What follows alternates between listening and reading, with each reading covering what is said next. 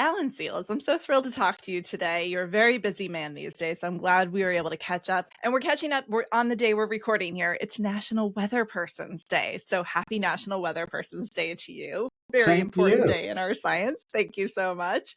Okay, so you and I worked together not too long ago, but you're recently retired. Where did you retire from? So I retired my most recent position, which the retirement was just over a year ago. It was the NBC affiliate in Mobile, Alabama, WPMI TV. So I was there for about 4 years. And prior to that, I was at the CBS station in Mobile for 20 years. So been in Mobile for a quarter of a century. You're still there now, I assume. Still there. Yeah, it's a really good community. Quality of life is good. Neighbors are great. People are good. The seafood is good. And Mm. of course, the changing weather is still challenging, even as I call myself now a non-commissioned officer. Okay, so I want to go back in time here and talk about your career a little bit. Can you give me a little insight into like childhood and what made you want to get into this field? So as a little kid, probably second grade, in my backyard, we had a slight hill, just enough so that on my sled, I could slide down the hill, go down the hill. And it was one evening where it was snowing lightly. I was in the backyard and I saw a flash of light and I heard muffled thunder. And it scared me, but excited me at the same time because I couldn't figure out how it's possible you could have lightning and thunder during a snowstorm, which we know as thunder snow. So that just kind of simmered with me. After that, little things like one summer I noticed my mom would always have me look out the window and read the thermometer before she went to work early in the morning. And the thermometer was on the north side of the house. And I noticed in the summer that as soon as the sun rose and hit it, the temperature would jump up. And that just stuck with me as well. Just that the whole issue of instrument sighting, where you locate it, plays a big difference as to the data you get off the instrument. Third grade, though, is when I had a really interesting experience. We went outside, third grade class. My teacher, Miss Costello, took us outside. We laid in the grass and we looked up at the cumulus clouds and we tried to imagine the shapes that the clouds reminded us of. While we were doing that, I started wondering, how is it possible a cloud could float? Because it's made of water. And to this day, I am amazed at the fact that you can get a cloud float over your house, drop an inch of rain. 30 minutes later, the cloud is gone. There's no sign that it ever existed. And it's just a natural part of the earth. And we know it's about the molecular weight of H2O versus nitrogen or oxygen and a slight updraft. But still, it amazes me to this day that clouds float and could generate so much active weather. So all of that simmered with me until I took earth science in middle school. And that's when I really started learning about the periodic table of the elements. And we learned more in depth about weather. For me growing up, it was never a question of would you go to college? It was, what are you going to study when you get there? And I was fortunate enough to make that connection of weather, communication, because I've always been a natural ham, and science and community service. And so from 11th grade on, I said, TV weather, this will be the perfect career for me. Interesting. So you had like that inquisitive science brain even from a very young age. And then Yeah. throw in your hamminess and then you've got like that TV portion. But how did you like know that this was a career? I hear so many people say I didn't know like meteorology was even a career, and certainly TV meteorology. And that was kind of at a time where not everybody on TV was a meteorologist too, right? Right. Very few. We're talking, I graduated high school in the early 80s. So, yeah, through the 70s, it was mostly weather men, literally men. And growing up in New York in the 70s, I don't know that there was a degreed meteorologist on TV. But there was Dr. Frank Field. His degree actually, I think, was in podiatry, but still, he was a doctor. What worked in my favor is that my dad actually worked at CBS News behind the scenes. So growing up, I was exposed to the concept of a TV news outlet, a TV news station. I got to meet Walter Cronkite when I was a kid, Harry Reasoner, Andy Rooney, all these people who are historic figures in journalism. But as a little kid, to me, they were just old guys. I had no idea really what relevance they had to life. And from that point, I went straight ahead and ended up getting into Cornell, majored in meteorology, minored in communications, minored in partying and having fun. Had the best time of my life. I had such a good time that my grades actually went downhill. They suffered because I was too busy being a college student and not a serious student. But it worked out in my favor. I learned a lot about myself. And then because I knew that my meteorology foundation wasn't that strong, I ended up applying for grad school and got into Florida State. So tell me about your department at Cornell. I'm curious about the demographic makeup of your department because I know what mine was like in 1999. So I'm curious Yeah. what yours was like. All right. So we're talking the early 80s. First of all, Cornell's meteorology program is small, was and still is fairly small. At that time, So, like, how many people in your graduating class? yeah. So the typical graduating class was for meteorologists was probably four. Yeah, four or five. So it was really small. If I look at the 4 years combined that I was there, or I guess 2 years back and 2 years forward, however you want to look at it, uh, it was there was one boy, it may have only been one white woman, and the rest were white men, except for me and John Tui Morales. John was 1 year ahead of me there. Oh, really? Wow, I didn't know that. Yeah, yep. Very cool. So yeah, it was what I expected. Yeah. Going into the profession, doing the research, I knew that it was a field dominated by white men, which didn't deter me because I'm a weather geek and I like weather and I like people. And Hmm. and most of the time people treat you the way you treat them, and that's how I've always lived. So it wasn't there was nothing negative or antagonistic toward me in the department, but I didn't have the comfort of having people like me around me, which I found outside of my classes, which is why I had way too much fun. All right, so tell me about the kind of culture shock going from growing up in New York and then now you're in Mobile, Alabama. What is that Right. like? And then how did the audience treat you? What was that sort of situation like? So I had been in the South before. I learned pretty quickly that New York City is like an aberration to reality. This is not ego, but there's no other place like it. When you look at history, culture, diversity, density, population density, all of that. So I quickly learned that there are so many other places where, for example, Mobile, where the pace is a lot slower. They have time and the willingness to talk to strangers, which in a big city, not just New York, you avoid that for personal safety oftentimes. So, in that regard, I was familiar with the South. My first job out of FSU was actually Albany, Georgia. Not Albany, but Albany, which is how they pronounce it. And that was 1987.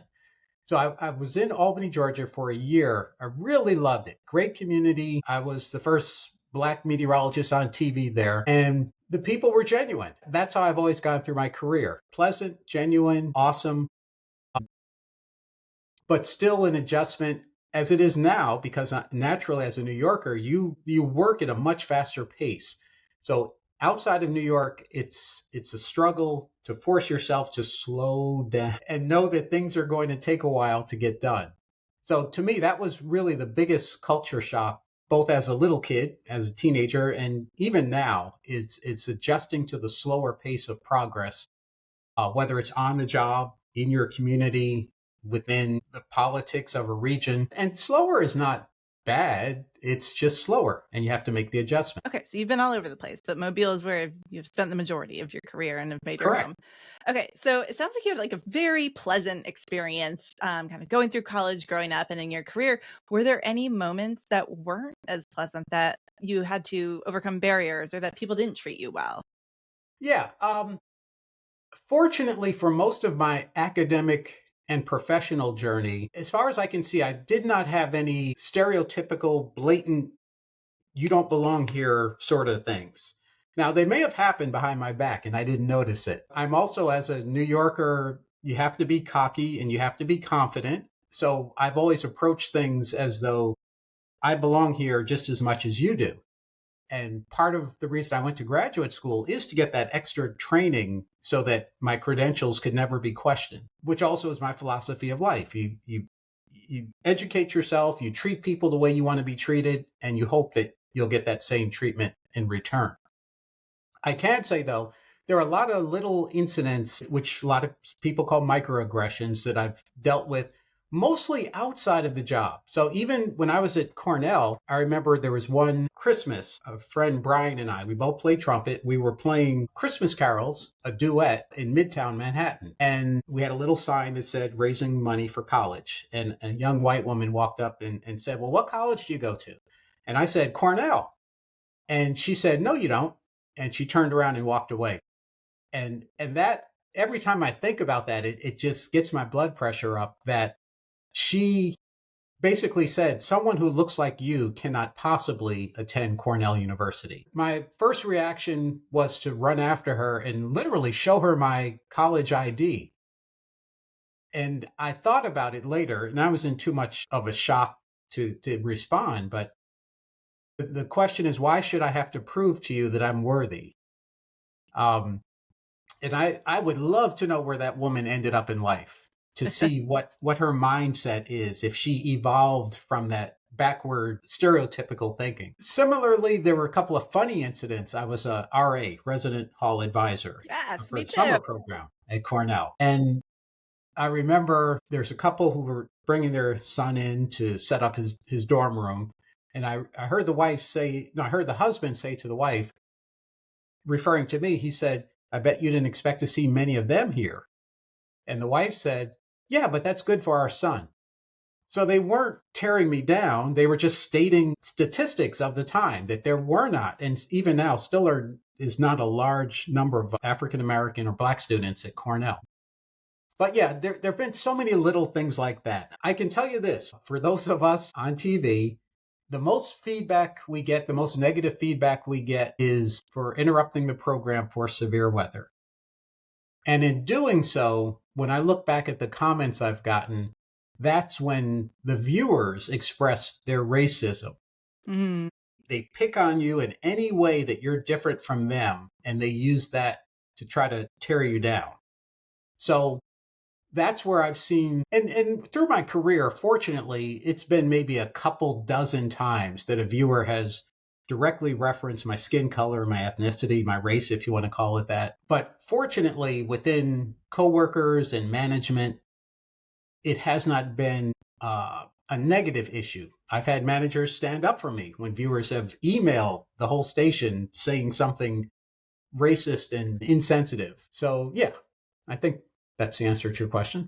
So, I mean, I think you've been very fortunate and partially because of the people who've come before you. You know, you've had this list of just extensive list of people who have come before you and paved the way, and you're very knowledgeable on these folks. And so I want you to teach us a little. You're a teacher. I want you to teach us a little bit about the Black history of meteorology and the African Americans that came before us and have done amazing things. And I watched your YouTube video about Mhm. this. And I learned a lot of new things. There's like the names that we know, like George Washington Carver and June Bacon Bursey, Warren Washington, but there were some new names to the list. And I was wondering if you could kind of name drop some lesser known heroes of the Yeah, past in okay. our field. And the piece that you're referring to is something I put together last year. I still teach Intro to TV Weather at the University of South Alabama, this is my silver anniversary, 25 years of teaching that course. Wow. And I have right now 3 students on air in Mobile, 3 of my former students, and then several dozen around the country. In any event, I did a presentation last June entitled From Juneteenth to the Sky, A History of African Americans in Meteorology. And it just organically came together. It's not something that I ever really thought a whole bunch about until last year when we were looking at similar to what we're looking at this year. A lot of talk from some corners about how DEI is negative, how certain people get opportunities because of their skin color and certain people don't. So I just wanted to lay out just some basic facts, things that I knew literally half of what I presented. And then as I was researching, I found the other half. So go way back. Benjamin Banneker, he had a weather almanac. And this was about the same time that the Old Farmer's Almanac came out, which apparently back then that was really popular. You didn't have TV, electricity. People read books. And there were science people who put together an almanac for the year, projecting, mostly it was about astronomy. It was about growing seasons, But Benjamin Banneker's book also included weather, just as the Old Farmer's Almanac still does. Now, I don't know the basis or the accuracy, but I didn't know that until I went to the Smithsonian Museum of African American History. I knew of Benjamin Banneker being a surveyor that helped with the layout of Washington, D.C. He was also a watchmaker. But as I was in the Smithsonian looking at the almanac, for the first time, I noticed there were little entries for weather in the almanac. So he was one of the first known African American weather forecasters, if you want to use that phrase. And going back to the 1800s, as I was researching more and more, I ran across this phrase weather prophet, and that's prophet as in someone who prophesizes or forecasts the weather. And there were hundreds of weather prophets, not just African Americans, white folks as well as black folks. But what I found what was interesting in a lot of the popular newspapers is the African Americans many recently emancipated, they were given credit in mainstream newspapers, which tells me that the value of their prophesizing was good enough that it was worth publishing in a paper, even though they were second-class citizens, if not really even that. It was really Okay. interesting to me, the part that you were talking about with the enslaved people being so much more knowledgeable on weather because of the amount of time they spent outside and in the fields. And it kind of made me really think about it and how important that is in weather education too, stepping outside and actually experiencing the weather. Right, right. And I don't know, I speculated as I do now that that's part of it. Part of it is the awareness of, and not all slaves worked outside, but many did. And if you did, you had to build a model in your mind of this happens at this time of the day, therefore this follows. I do know in the historic record, African Americans were actually prized for knowledge of growing certain crops back in Africa. So they were familiar with whether it was greens. Some may have been more familiar with whether it was cotton or a related plant. So it wouldn't surprise me if there was at least a perception that they were knowledgeable about the science of weather, whether it was true or not. It wouldn't surprise me. But I don't know that to be a fact. I do know that my great grandmother talked about her father, who was born in 1852. And she didn't use the phrase weather prophet, but she did say that people would go to him to learn about the weather. So to me, that was pretty cool. And I'm doing my family genealogy now, trying to figure out what I can find. The first thing I do find, unfortunately, is prior to the end of the Civil War, African Americans don't show up much, whether it's the census or even in newspapers. So that's a big wall that I've just hit in going backward within my family, but I'm not giving up on it. So 1800s, the end of slavery in the United States, the first man credited as the word meteorologist wasn't used, but the first African American man to join what was the precursor to the National Weather Service. At the time, it was the Army Signal Corps, William Hallett Green. Before, he was assigned to the weather office in Pensacola, Florida. And to me, that was like, wow, right here on the Gulf Coast, the first African American. He was a graduate of what at the time I think was the City University of New York. He graduated at a young age. He was a really sharp student by all accounts. He was assigned to Pensacola, and literally the day he got to Pensacola, the chief of that office said, in so many words, don't send him here. He's black. Nobody wants a black person to come to Pensacola. If he comes here, we, the Weather Bureau or the Army Corps, Signal Corps, we will become the butt of ridicule. That's how he phrased it. And what was so fascinating to me, other than the fact that this actually occurred, is his letter up and down the chain of command. All of it is preserved and it's online. And so I have a copy of that, and you can read it. And it's very blunt, and it says exactly that a colored person would not be accepted at a hotel in Pensacola. So that man, William Hallett Green, fortunately, he was backed up by the Army chain of command. The Secretary of War at the time was Secretary Lincoln, who was one of the sons of Abraham Lincoln. And the Secretary of War put out a statement saying that, in a sense, no person can be discriminated on based on their skin color within the Army Signal Corps. The sergeant, the head of that office I mentioned in Pensacola, he was on track to be court-martialed, but he had a little political pull, so they ended up demoting him, and he ended up leaving the office. And then William Hallett Green became the first office chief of the Signal Corps in the Army, 1884. Late 1800s, Tuskegee University is well known for the Tuskegee Airmen. It's known for observers, right? Well, yeah. It's known also for Dr. George Washington Carver. I didn't know that Dr. George Washington Carver was what we now call a cooperative weather observer. We know he was a farmer. He was heavily into agricultural research. And it's logical now that if you're going to do heavy duty research into agriculture, you have to keep meticulous weather records. And he did. And he did that for 30 years. He was the weather observer for Tuskegee, Alabama. Also, later in Tuskegee, as I mentioned, the Tuskegee Airmen, it didn't hit me that for them to fly, they needed weather briefings. So at that same time in World War II, where the Tuskegee Institute was supporting that detachment of airmen who would later serve in World War II and break all sorts of barriers and serve successfully. There was a weather detachment started at Tuskegee for those airmen. I didn't know that. So during World War II, there was a concerted effort, and this is where D comes into play. There was a concerted effort. First of all, World War II made it really clear to the United States that we can't win the war if we don't bring in women and if we don't bring in African Americans and other non-white men.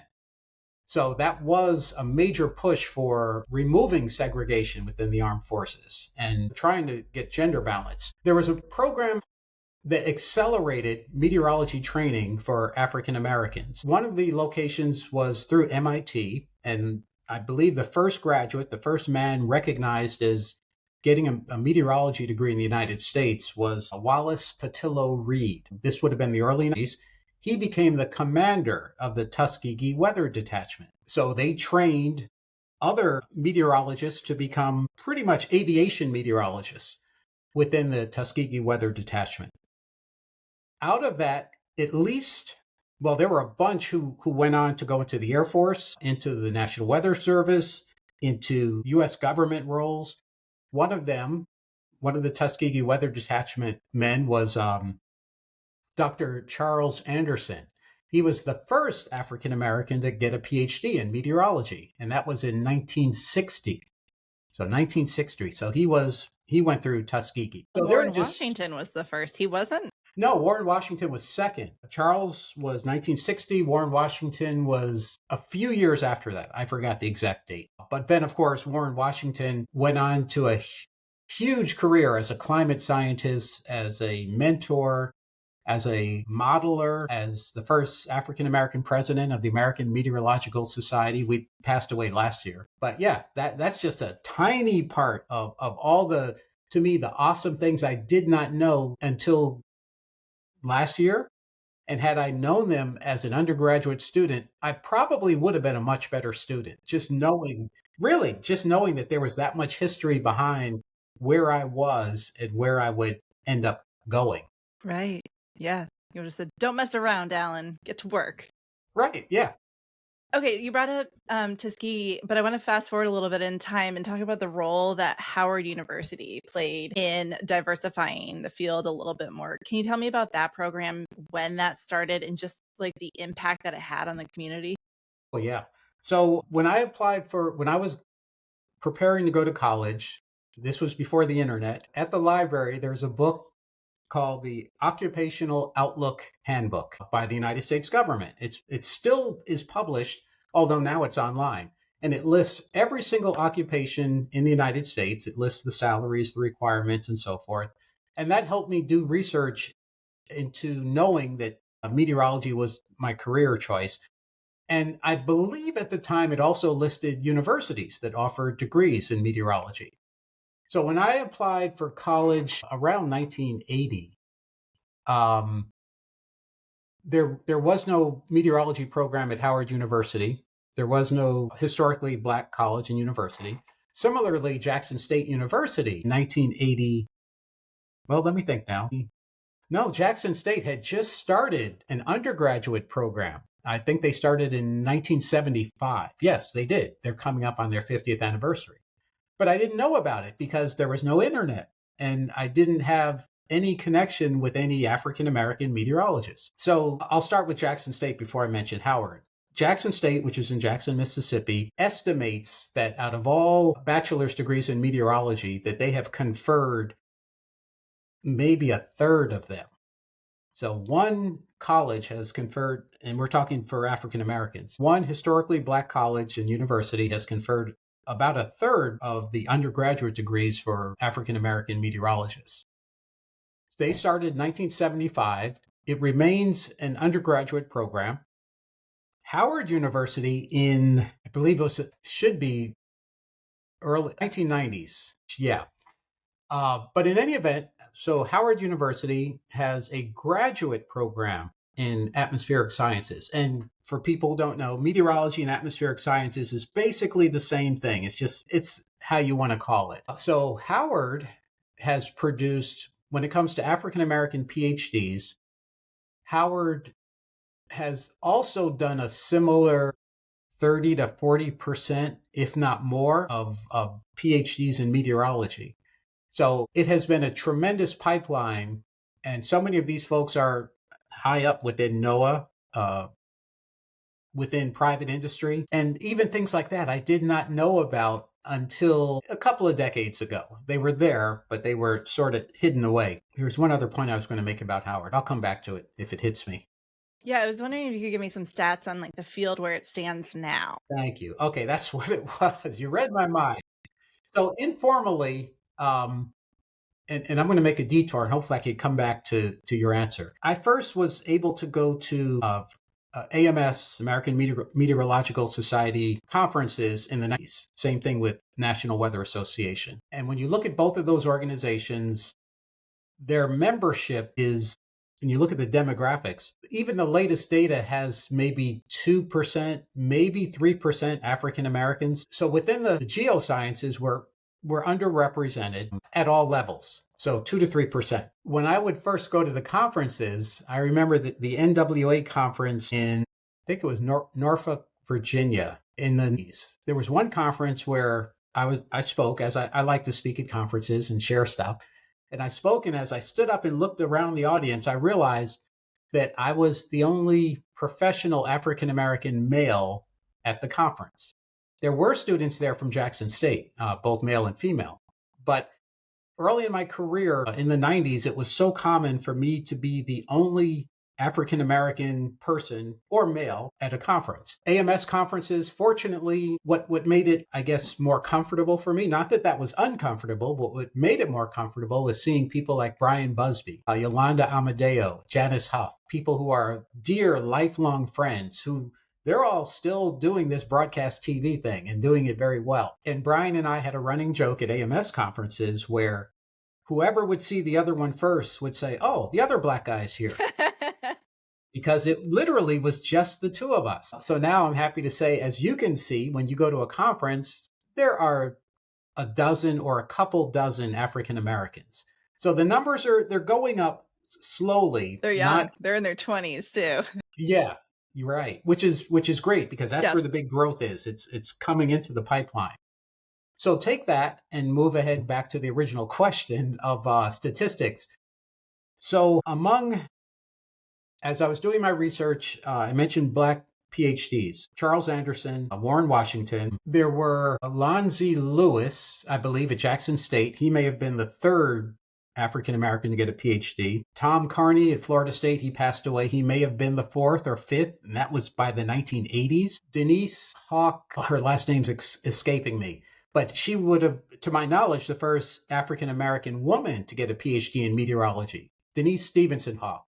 That was also in the mid-1980s. So up until the mid-1980s, there were no more than half a dozen black PhDs in meteorology in the United States. Now, that as I did this research, then it hit me, well, but then you had people, Africans, who came to the U.S. and got their degree in meteorology and may have stayed or didn't stay. So it gets a little muddy because we all define ourselves differently. And sometimes people try to force us into a box that really is not who we are. So I focused in all of my studies on or research on people who consider themselves African American, who could have been descendants of slaves in the United States or even within the Caribbean, just to show the progress. So from the mid 1980s into the early 90s, as I started to network more with people like Marshall Shepard and learn more about his sector of meteorology as an academic and former government employee, but a PhD, and we would count the numbers of Black PhDs into the early 1990s, it was no more than a couple dozen. Thanks to Howard University, in large part, the latest estimate is it's at least 60, if not 70, African American PhDs in meteorology. And then a whole lot more who, as I mentioned, are African, who return to Africa or now work in other countries. And then, of course, from the Caribbean, who may also work in their home countries. So slowly the numbers are going up. It's slow, but they're going in the right direction. Do you have any idea why? I mean, have you ever kind of tried to figure out why? Yeah, it has a historical, people may debate it, but the historical basis is in the fact that African Americans were enslaved. And if you look at the history of our country and you look at families who have been in the country for many years, I look at it as like a relay race. Early on in the race, a lot of families started earlier, while African American families were held back. They literally could not start the race until 1865. And then through laws and so forth, the race for many didn't really start until the mid 1960s, once all the amendments to the Constitution were ratified. So we started behind. And even, and this comes from my family oral history. Even though we had legal rights, we still did not have enforced legal rights. And there were still so many racist practices that kept people in a certain neighborhood or only provided a certain amount of resources to certain zip codes. And then things that are well documented, like covenants within neighborhoods to not sell your home to an African American. So all of that is what has slowed us down in all progress. And from that, I think just the stereotype that slavery created, that if you're African American, you're inferior, intellectually inferior. Back to what I mentioned about William Hallett Green in Pensacola, the sergeant of the office who immediately said he shouldn't be there. He never said, I don't want this Black man to be here. He said, the people would say that we are not making a good decision. So he was using racism as a community thing, not directly as his own opinion. And I think that's been a part of it, where people in the position to advance African Americans and other racial minorities and women for that matter would say, oh, well, I'm not racist, but the people around me don't want that type of person here. And that has justified a lot of the prejudices that still exist. Can you tell me why it's important to have diversity in the field of meteorology? Yeah. Oh, yeah. Without a doubt. Diversity, in the most basic sense, my wife has gotten me to eat more salads. In the old days, I would eat just iceberg lettuce. I'd put salad dressing on it. And she got me to see the logic behind your salad needs to have color. You need to have something green, something yellow, something red, something orange. And each of those other vegetables and sometimes fruit bring another set of nutrients to your meal. If you only eat green salad, you're missing out on a lot of vitamins that you need.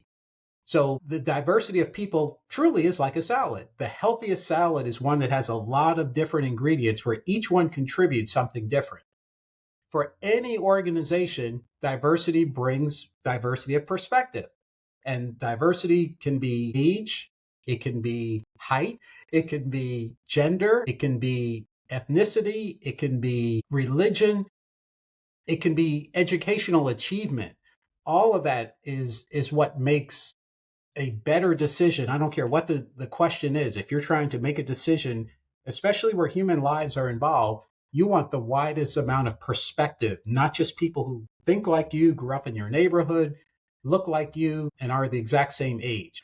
That's where diversity is critical. The other place where it's critical is we weather forecasters We serve diversity. We don't talk to a monolithic audience.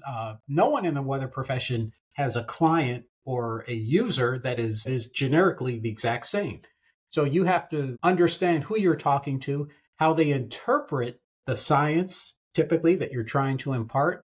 And the only way to do that is to have people around you who can help you see that certain words may have different meanings in other communities, sometimes funny, sometimes dangerous. Okay, well, that segues into my next question, which, you have taken on this new role. You are the American Meteorological Society's president-elect, which means in 2026 you will be the president. You mentioned that you are not the first African-American male to have this position, but surely something that's hasn't been a super diverse position in the past. I would love to hear, first of all, what the president does, like what day-to-day stuff looks like, and then also what your goals are for 2026. Anything you want to do new and different with the society? Yeah, so I joke about it, but it's true. My first goal is to keep the train on the tracks and not let the ship sink.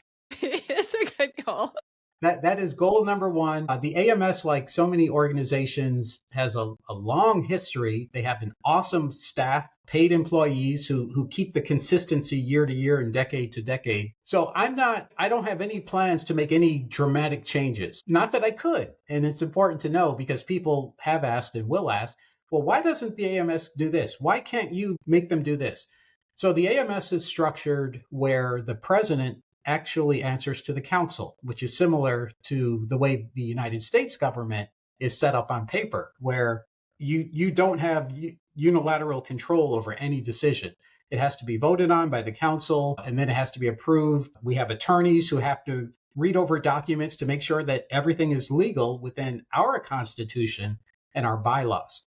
So it's no secret that right now our government administration is changing everything or trying to change everything, which will have huge ripple effects, could have huge ripple effects on the weather enterprise, which most people think of as NOAA, the National Weather Service. But you've got all these other, you have universities, you have private industry, of course, TV weather broadcasting. All of it is intertwined into what we call the weather enterprise. So depending on what happens in the next week, month, year, I'm not sure what I'll be doing differently. Putting out flames. That it's possible. TV interviews. That's what you're going to be doing. At the same time, part of your original question, what does the president do on a day-to-day basis? It really is you're running an organization that has a budget, it has committees, we're in the process of searching for a new executive director. So it's mostly organizational tasks. Also maintaining alliances with other meteorological societies in other countries. Because as we know, weather is global. It truly is. You have to share that data and share best practices so that all of us can benefit. Because you don't want literally, you don't want a storm coming in that you have no knowledge of until it hits your border. So that's a big part of what we do.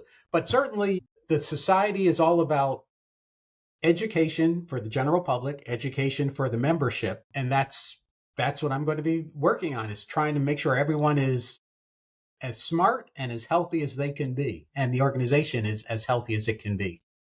Awesome. Alan, is there anything else you want to share about your career or about Black History Month? About the career, it's been fun.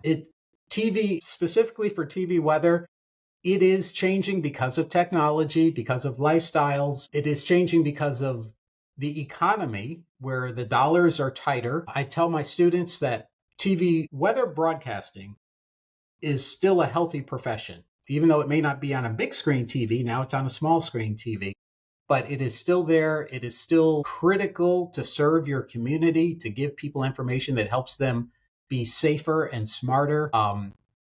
And it's just a really fun profession. With regard to Black History Month, it's everybody's history.